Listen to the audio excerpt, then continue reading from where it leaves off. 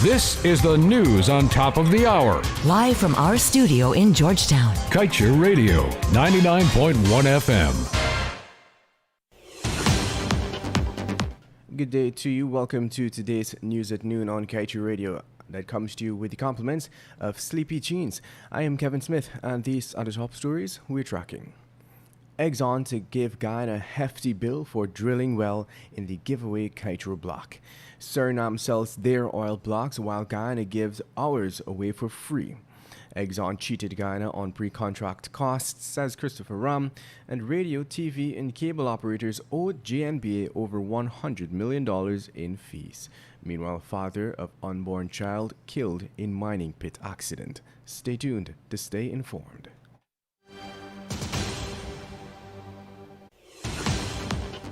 Some things in life are better together, like pepper pots and bread, like listening to oldies with your granny on weekends, like mashramani and costumes, like secret texts between best friends, like a road trip, and playing songs on loud. At Digicel, we're bringing together more of all the experiences you love. The best and widest variety of music, podcasts and local radio, cloud storage, messaging, and more. Welcome to Digital at Digicel.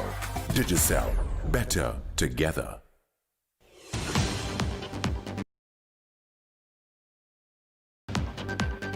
And now for the news in detail.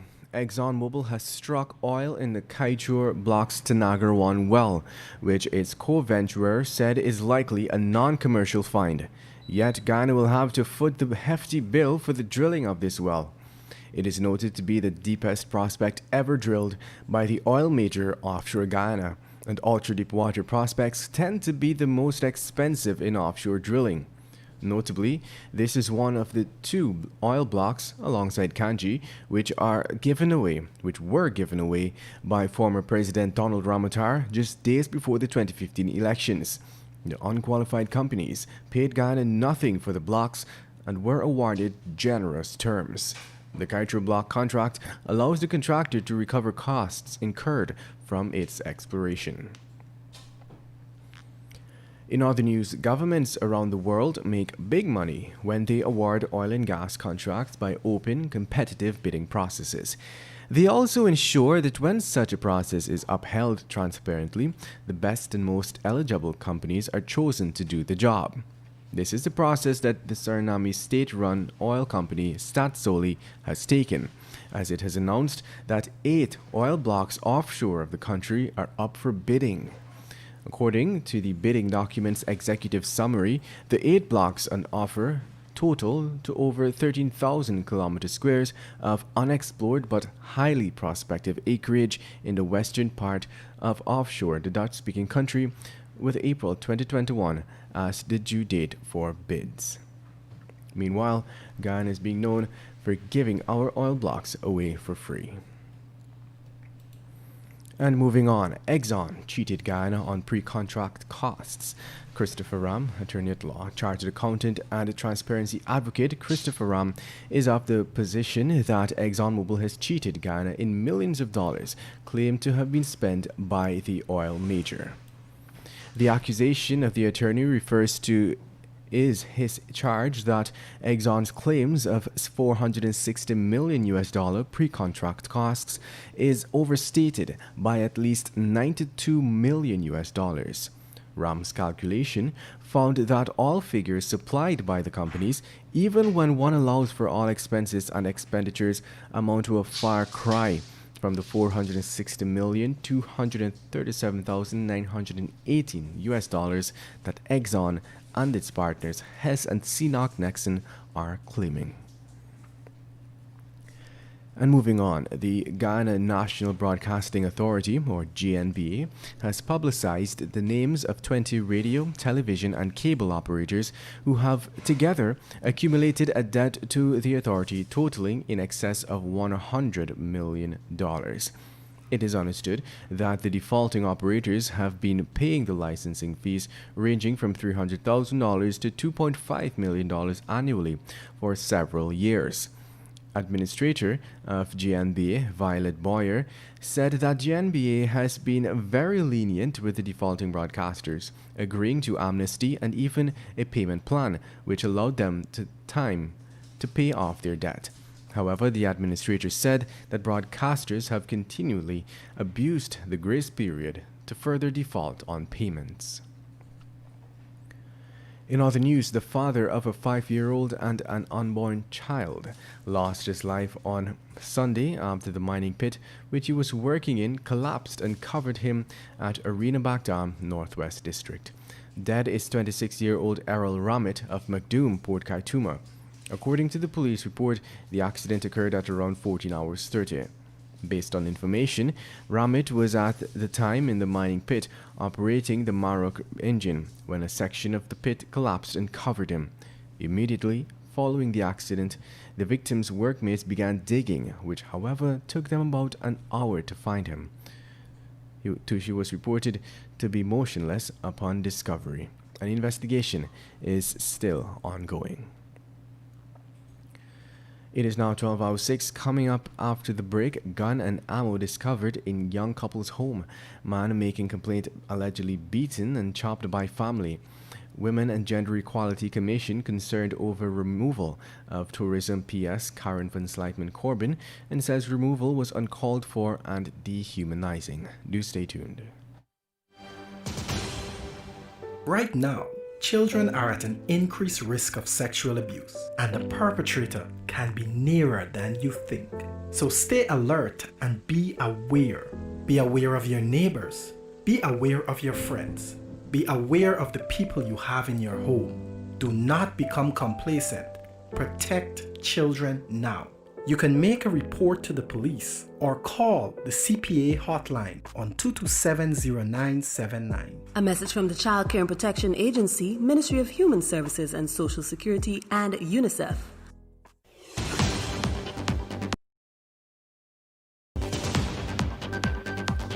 Welcome back. Let us continue with the news. Police on Monday discovered an illegal firearm and matching ammunitions in a young East La Penitence couple's home.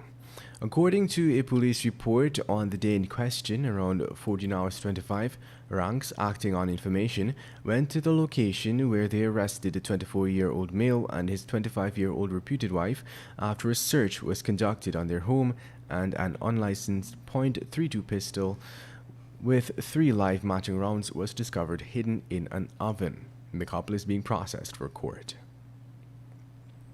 In other news, a family of 4 is being accused of brutally beating, stabbing, and chopping a man who went to them with a complaint.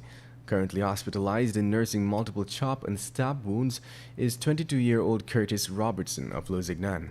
The man's brother, Orwin Patterson, said that the attack took place at around 10 hours on Sunday in Good Hope. Robertson, the victim, barely managed to utter a few words when we contacted him. He said that he visited his attackers that day to make a complaint but was almost murdered.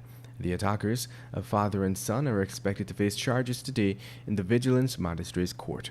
Get the full details in today's Kaieteur News. Meanwhile, the Women and Gender Equality Commission yesterday expressed grave concerns over the recent removal of the former permanent secretary to the Ministry of Tourism, Industry and Commerce, Karen van Slijtman Corbin, and the summary dismissals of other women and men from civil society. In a statement, the commission, charged by Indrani Chandrapal, noted that the post of permanent secretary is a touchstone of any civil service, because by its name and nature, it is designed to provide continuity and stability during any change of government. But this principle, the Commission added, has not been generally honored in the breach by both parties when they form new governments after an election. And now for your COVID-19 update, the number of worldwide coronavirus cases has reached 56.1 million, with deaths at 1.3 million and recovery cases 39.1 million. Locally, Guyana's COVID-19 death toll is now at 140 with 60 new cases. The Ministry of Health reported its latest fatality as a 42-year-old male from Region 4. In the interim, the ministry recorded 60 new COVID-19 cases.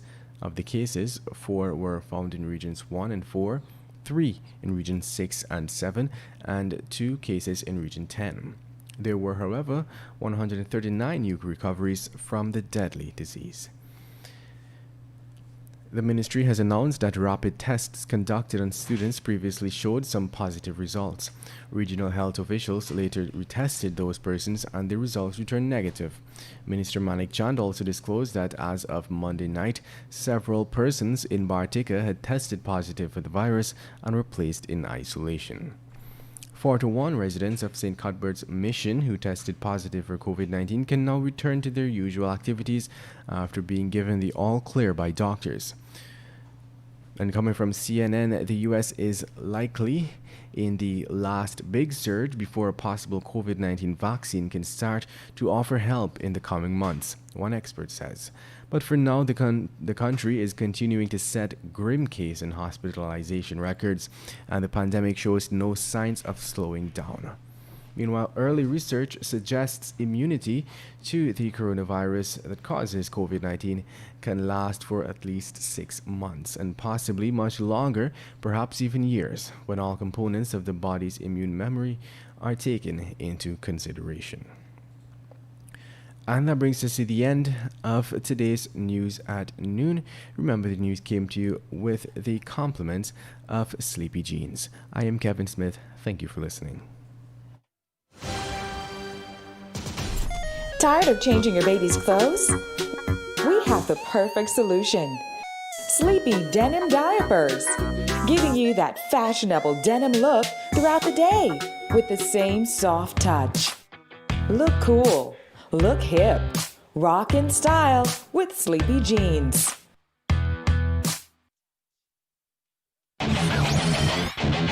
Want value for your advertising dollar? Then place your ads on Kaieteur